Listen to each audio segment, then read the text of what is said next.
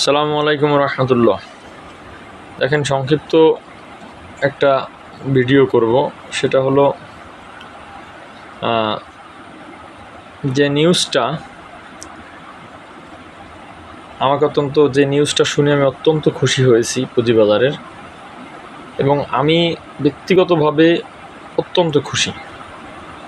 কী কারণে খুশি সেটা আমি আপনাদের বলবো অল্প সময়ের মধ্যে। দেখেন, ক্যাপিটাল গেইনের উপরে 15% কর আরোপ এইটার প্রস্তাব করা হবে, এবং শুনলাম এটা যদি হয়, গভর্নমেন্ট যদি এটা করে, আমি খুশি।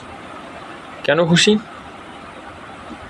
দেখেন, আমি পড়লাম 50 লক্ষ টাকা ক্যাপিটাল গেইনের উপরে 50 লক্ষ টাকা ক্যাপিটাল গেইন হলে আপনার 15% কর দিতে হবে। 50 লক্ষ টাকা কোনো সাধারণ ইনভেস্টর আজ পর্যন্ত ক্যাপিটাল গেইন করতে পারছে আমি শুনি নাই। 50 লক্ষ টাকা। অতএব এই রুলসটা পড়বে গিয়ে বড় ইনভেস্টর, গ্যামলার, এদের উপরে। তাহলে আমাদের পাবলিকের ক্ষতিটা কোথায়? হ্যাঁ, আমরা তাদের পক্ষে কথা বলবো, পাবলিকও তাদের পক্ষে কথা বলবো যে না, এটা করা উচিত না। কিন্তু তারা কি করেছে আমাদের জন্য? তারা সাধারণ ইনভেস্টরদের জন্য কি করেছে? তারা সাধারণ ইনভেস্টরদের জন্য ন্যূনতম কিছু করেনি। আমি নিজের কানে অনেক সাধারণ ইনভেস্টরদের চোখের পানির আওয়াজ শুনেছি। আমি শুনেছি তারা আমার সঙ্গে কথা বলতেছে এবং তাদের চোখের পানি ঝরতেছে, তারা কাঁদতেছে। তারা অনেক সাধারণ ইনভেস্টর নিঃস্ব হয়ে গেছে।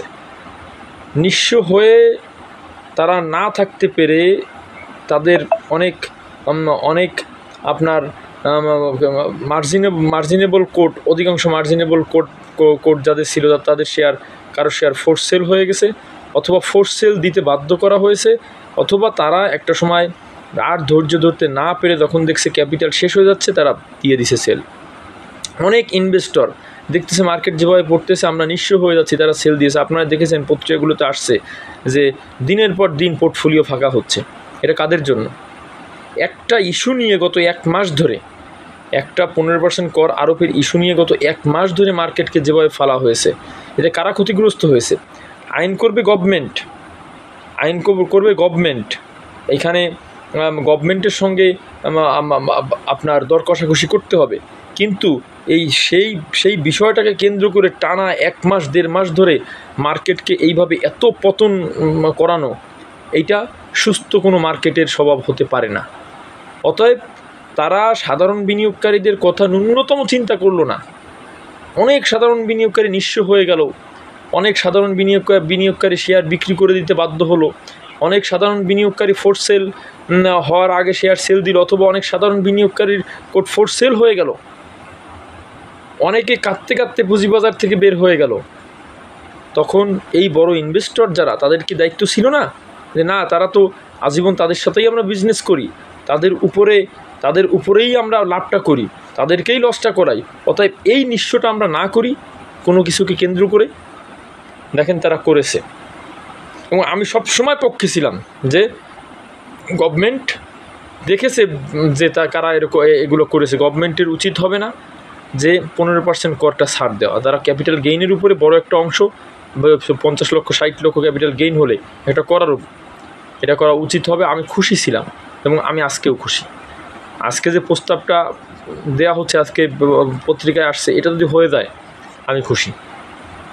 কিচ্ছু হবে না মার্কেটের। বিনিয়োগকারীদের যে ক্ষতি হওয়ার হয়ে গেছে, বিনিয়োগকারীরা যে ক্ষতিগ্রস্ত হয়ে গেছে, এখনও কোনো ইনভেস্টরদের পোর্টফোলিওতে 40%, 50%, 60%, 70% নেই। মাঝে একটা নিউজ দেখেছিলাম, কার জন্য পোর্টফোলিওর কথা তার আছে 20 লক্ষতে 2 লক্ষ।